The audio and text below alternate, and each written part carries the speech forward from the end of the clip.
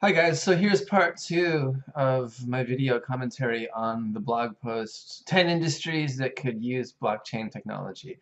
So in part one, I just went over the introduction, who needs blockchain, why is blockchain so applicable, and will blockchain make a difference? And then proceeded to kind of go over the first five industries, which were the IoT network, which is the Internet of Things. Blockchain could help manage that. Healthcare was number two. Number three, retail loyalty points, or even just the retail customer interface in general. Number four was supply chain management, huge industry. Number five was the energy sector.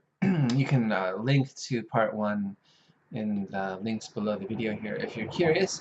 So let's get on with it then. On to number six.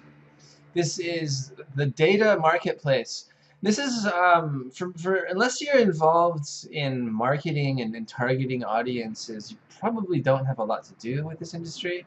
I guess on an everyday level, if you've ever launched a campaign, an ads campaign on Google or Bing or Facebook, you'll have some appreciation of this marketplace.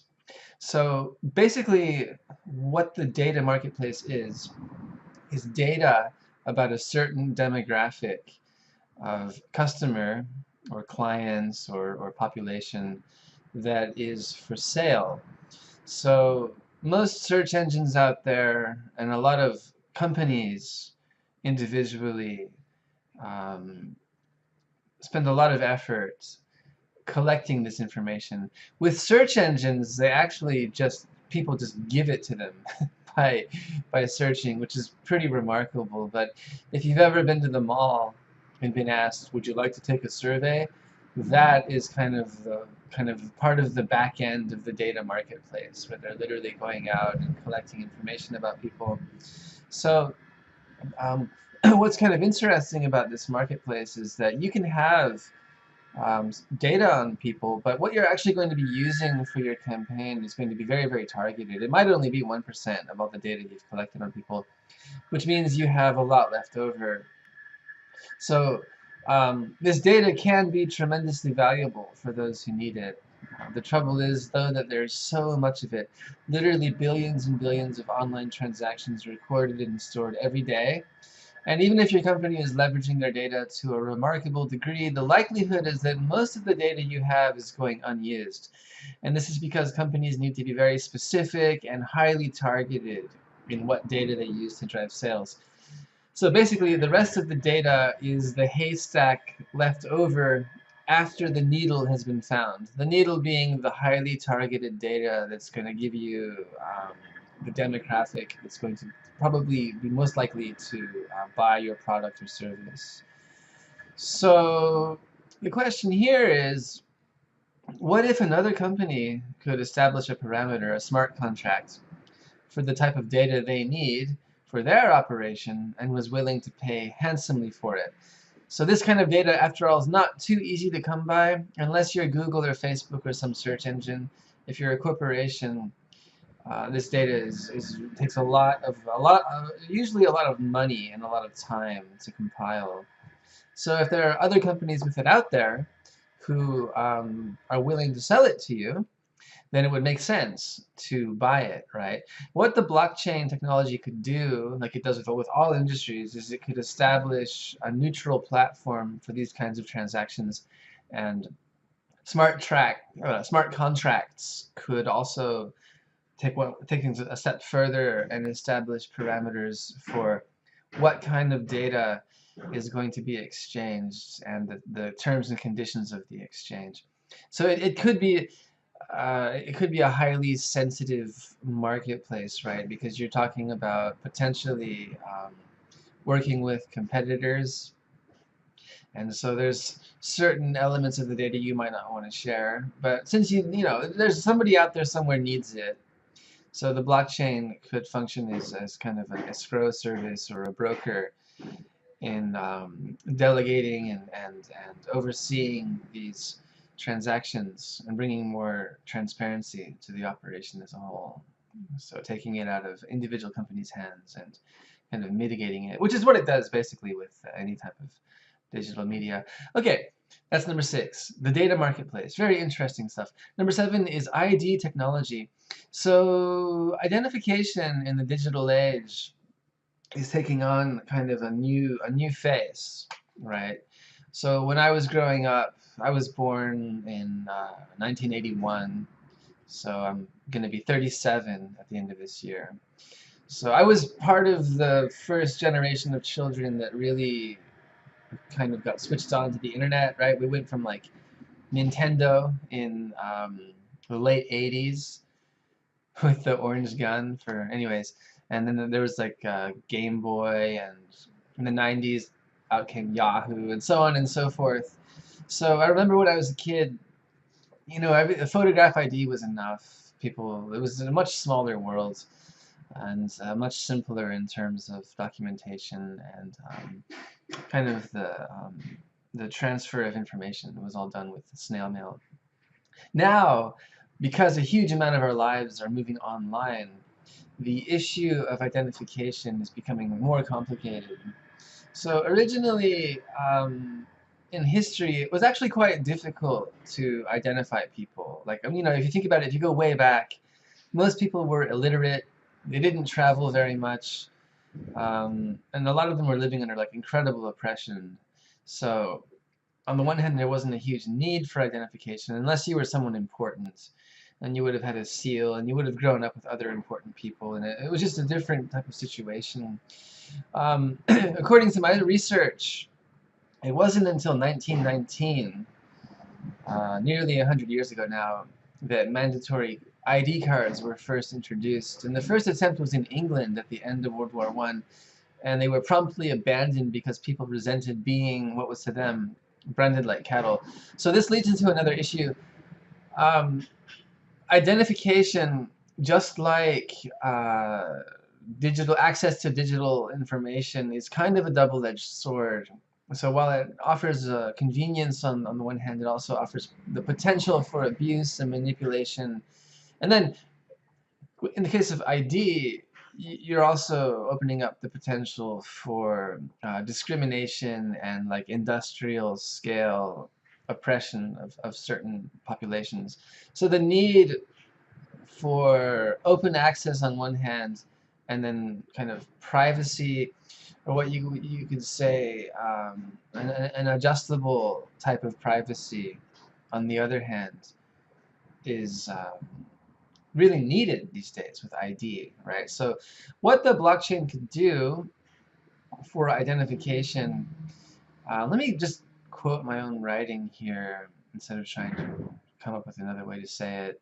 So the first paragraph here, I just go on to talk a little, second paragraph actually, a little bit about how, on the one hand, ID brings massive benefits to a society in terms of delegation of resources and accurate taxation and things like healthcare, education.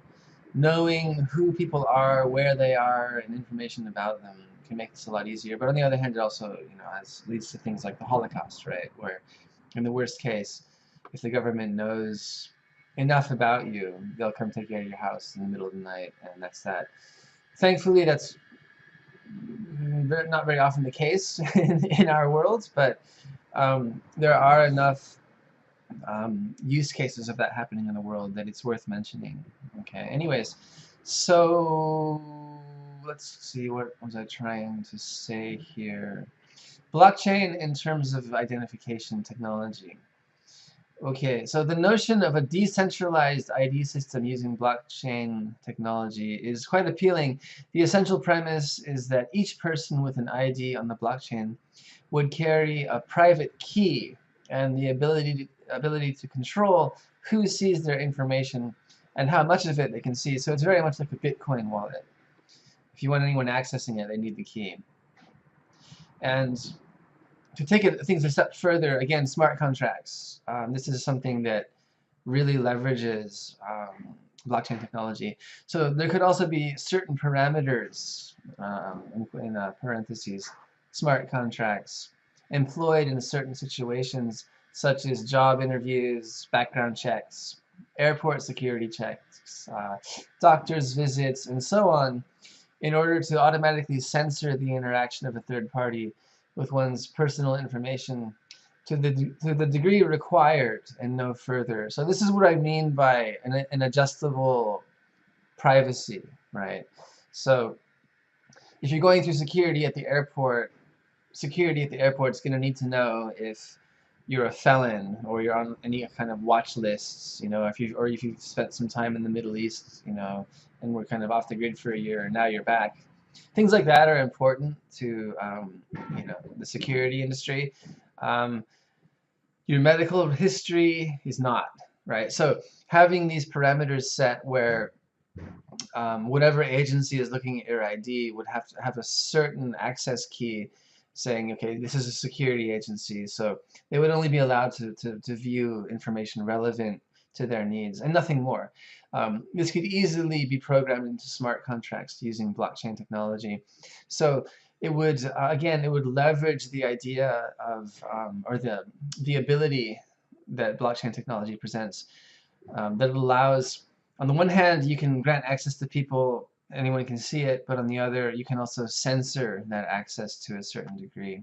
So smart contracts are a pretty amazing idea in the way they do that. They take blockchain technology a step further.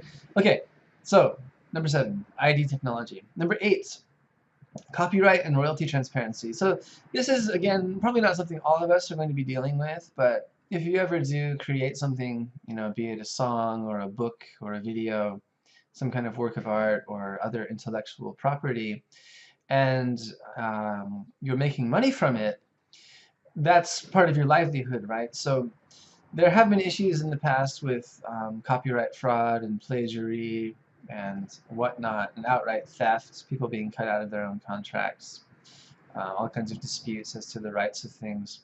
So I opened this one up with saying, in regard to copyright and royalty transparency, that this industry is probably closest to what the original creators of the blockchain had in mind when they started devising a way to build it. And that is, how to protect the identity and integrity of digital documents. Okay, so again, it's very, very similar to copyright, right? Whose is it? Who made it? And how do we kind of ensure that that doesn't change? So in the world of copyright and royalties, a lot depends on the fine print and the contract and how well a third party lives up to their word in following it, right? Just like the banks and things, if you're entrusting things to a third party, there is an element of risk. So needless to say, the rate of honesty in this industry is somewhat less than 100%. That's just how it goes. There's no shortage of artists, writers, inventors, and others being shorted out of their share or outright defrauded in the news and history alike. So the trouble is not simply dishonesty in the industry, but also the fact that it can be rather difficult to accurately track such a vast amount of data and make sure the original creator of the work is getting their fair share every time. And this has become even more so the case, of course, with things like YouTube and you remember Napster, things like that. So on the one hand, it's amazing that we can share and disseminate, you know, all kinds of different intellectual property in the forms of video, audio, text, and whatnot. But on the other hand, if it's, you know, literally taking money out of people's pockets, there needs to be some kind of parameter in place. There have been a lot of attempts. There's different types of copyright software and things out there permitting varying degrees of use and sharing and whatnot. But blockchain, again, could take this to a different level. And what it would do, being a decentralized ledger extraordinaire, would make just such a thing as tracking all of the interactions with the media and whatnot very easy. Anyone with rights to a work registered on the blockchain, and it could be any type of digital document whatsoever at all, it's important to remember, not just Bitcoin, okay, would be able to maintain exclusive control over them. They would also be able to track royalty payments in real time. So again, it's about efficiency and accuracy, right? So this could potentially do a lot of good for the creators of works that are copyrighted and receiving royalties. Not necessarily the middlemen who take their share. And and back in the old days with the records and record companies and whatnot, they had way more power than they do now, right? They were able to make these big plastic discs that were then distributed to people they had contracts with, and bands were way more at the mercy of the companies they were contracted with. And the same goes for authors and filmmakers. Today, with digital technology, it's very different. Anyone can write a book in digital form, or make a song, or even a movie. So, but again, it's kind of a can of worms when you start talking about anyone being able to do anything, anywhere, anytime. So hence why the blockchain could be helpful. Okay, so that was number 8, copyright and royalty transparency. Number 9 is education. Now this seems kind of like a weird one, right? Like, why would we want education being on the blockchain? So again, it's about record keeping, right? So this is an industry where the use of blockchain technology may not be immediately obvious. Don't schools keep good enough records themselves? Well, in today's world where the lines of what constitutes one's education are becoming increasingly blurred, blockchain could serve as a register for one's real education. What I mean by that is, by real education, is one's continuing education after school, or even without going to university, in conjunction with their real-life learning and work experience. So you can hand someone a degree and say, here's where I went to school, this is what I studied. That's all well and good, but it may or may not speak to their real qualifications and skills. So in our age, with technology and trends and the global situation changing all the time, continuing education and lifelong education, in conjunction with one's own working experience and even with your own social network, is becoming a much bigger factor, right? It used to be back in the day, say the 50s, 60s, 70s, where when you went to school, that was kind of you were kind of marked for life by that achievement and part of the good old boys, right? Industry changed much slower, and the further back in history we go, the more true that is. It even gets to a point where it's almost like feudalism. Like where you're born is where you stay in your life. That's not the case anymore. So what blockchain could do is, let me catch up with where I was saying. So employers and potential team members care more about what you can actually do, more so than where you sat in the classroom, right? Education, in terms of the absorption and impartation of functional real-world skills, is increasingly happening on the go, in the real world, even in the wild, so to speak. So if you had $1 million to start a company, but needed a team to get it going, ask yourself, where would you go? Would you start calling and emailing the biggest universities to see who their brightest students were? Or would you start looking in the real world for people who actually have experience in doing what you want to do?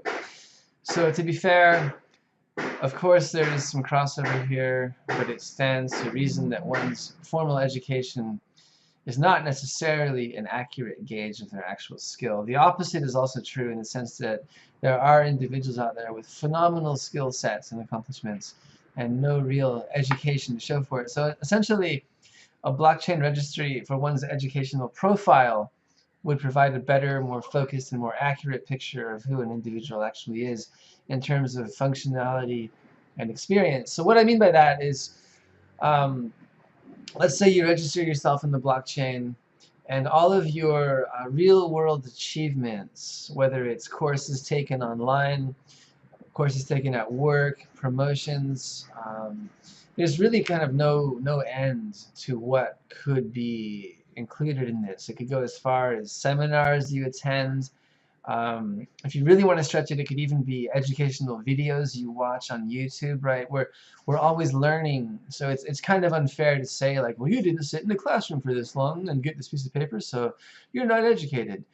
You're going to shoot yourself in the foot by doing that. There are so many talented people out there that may or may not have gone to school. So if we could have a way for registering these achievements, however small they are, on a decentralized, trustless system that could really speak to the kind of the real world. What did I say? The one's educational profile, right? In real time in the real world.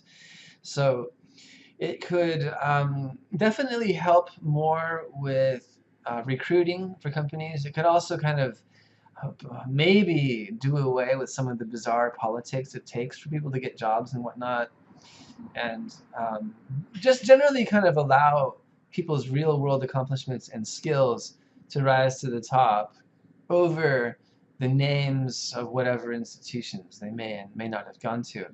So it's an interesting idea, and it's something that could potentially expand internationally, and just allow, as blockchain does for all industries it touches, a decentralized kind of substratum intermediary for things to happen. All right, the last one, number 10, is real estate. This again might sound a bit strange, but what we're really talking about here on top of blockchain is the use of smart contracts, which tend to hedge a lot of the risk and potential for fraud in whatever they are contracted to do. So let's talk specifically about real estate. So this industry is often fraught with risk, exorbitant fees, and outright fraud, especially in the rental industry. There's also, I guess for lack of a better word, kind of a sense of mystique, right? Like she's in real estate, you guys. He's in real estate. It takes a lot of specialized knowledge and licensing, and of course it should. It's not the simplest thing in the world. Or you wouldn't want it where you come home one day and someone says, you don't live here anymore because I bought your house, you know. Things like that could happen if it were a bit more open-ended. But whenever you have, you know, specialized knowledge and kind of exclusivity in presiding over any kind of transaction, this could apply to, you know, things like banks, and really any industry where people are kind of dependent on you doing something for them, energy, even the legal system. Whenever you have that, there is a potential for abuse, right?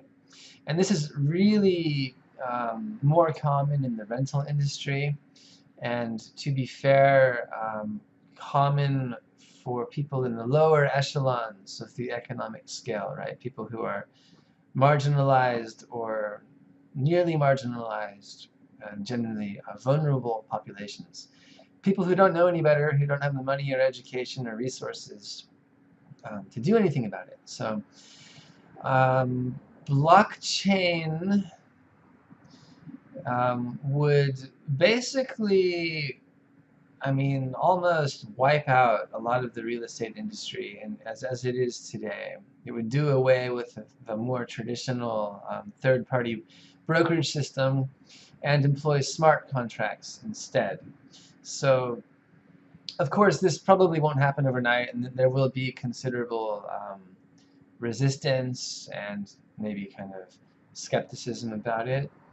But ideally, what could happen if full implementation were achieved is person A could literally sell a house or rent an apartment to person B with about the same effort it would take to write an email. There would also be an extremely high barrier against fraud for both end users, and any and all transactions would be registered permanently on the blockchain. So confusion, abuse, fraud, fee-taking, and general usury would be reduced overnight. And it's kind of fun to think about, really. But of course, this is going to take some time. And the smart contracts themselves, there would have to be several different types. And I doubt the real estate industry or any industry being supplemented by the blockchain would completely go away overnight. Even the blockchain itself, it would still need on the end of access. If you were a customer looking to sell a house or something to somebody using blockchain technology, there would probably be a front-end service represented by an actual company, which could be, you know, one of the real estate companies we have today. But the kind of mystique and mystery of what they're doing would be removed. They would be more almost like an escrow service, right? Instead of having absolute power over the entire transaction. They would be more a middleman. Instead of between you and your buyer or seller, they'd be a middleman between you and the blockchain, right? And the buyer or seller may have another middleman, but the blockchain would be in the middle of it all. So, and this leads me in the next blog post I'm going to do is going to be discussing the notion of disruption, which is inevitable with the rise of any kind of technology, new technology, I should say. So that's the reason nobody rides horses or rides in buggies anymore. That's the reason why people don't cross the Pacific Ocean in sailboats and things like that, or why we don't have big radios in our living room we sit around anymore, right? There's a lot of things we don't do anymore because of new technology. And as it is now in 2018, there are people out there who feel like the blockchain could, turn the world into something like the Matrix, right? So it's an interesting area to explore, and I just kind of want to write about historical trends and how disruption doesn't always mean destruction. It usually means adaptation. So that's going to be the subject of the next blog post. But let me just finish with some final thoughts on this post. So let me see. Right now there's generally a bit of uncertainty toward it, and the blockchain, that is, and some outright resistance. This has generally been the case for the majority of new technologies before and leading up to their emergence as life-changing elements among those who use them. So it's rare for any new innovation to be immediately recognized for what it really is. I mean, even Henry Ford, right, everyone knows him, was ridiculed by people. They called his idea of a car, they called it his contraption, right? Your contraption will never work.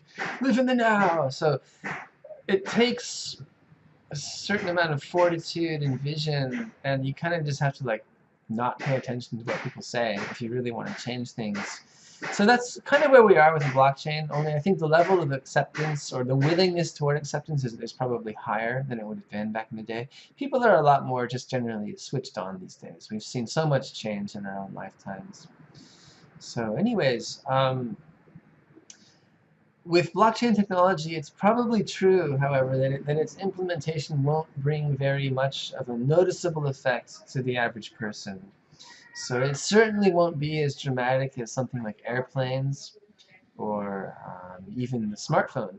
It will likely hum quietly in the background of our daily lives, just like the vast amount of information beaming through the atmosphere via wireless networks and cloud computing. As invisible and uneventful as the rise of blockchain tech may be, its effects in terms of how much security and transparency it will bring to the world and the trouble and money it will save in the end will be amazing. So those are my thoughts as we are now in 2018, mid-April, sorry. Of course, it's impossible to say how things will actually develop. Bill Gates himself didn't really believe that the internet would become much of anything except, really basically just a way for nerds to talk. And look what happened. So it's funny what happens once things are in the hands of the people, right? And I think that it's kind of an aside, I think that's why so much innovation has come out of the US, especially in the 20th century and early 21st century. Is because of the system in place. They put things in the hands of the people, and it encourages innovation. I've got some kids walking by here. And discourages kind of fixed ways of thinking and backwardness, which is not the case in a lot of other countries with older cultures and more established kind of post-feudalistic societies. So anyways, I have jabbered enough. As always, guys, thanks for watching. If you have any questions or comments, leave them below. Feel free to subscribe. And If you'd like to get in touch with me personally, you can email me here at admin@bitcoinbuildify.com. Quick plug, I'm involved with some cryptocurrency platforms that are generating money for me. If you're interested in looking into them, again, contact me at admin@bitcoinbuildify.com. The companies I work with currently are Mintage Mining and Crypto World Evolution. I'm testing a few other platforms too. Once I have enough data, I'll probably be doing some write-ups on those. So anyways, there it is, my most recent vlog. Keep an eye out for my next one about disruption and you know, new technological trends. An interesting subject. So with that, thank you guys for watching. Happy cryptoing. Have fun. Stay out of trouble. Do your due diligence and whatnot. And so until next time, bye-bye.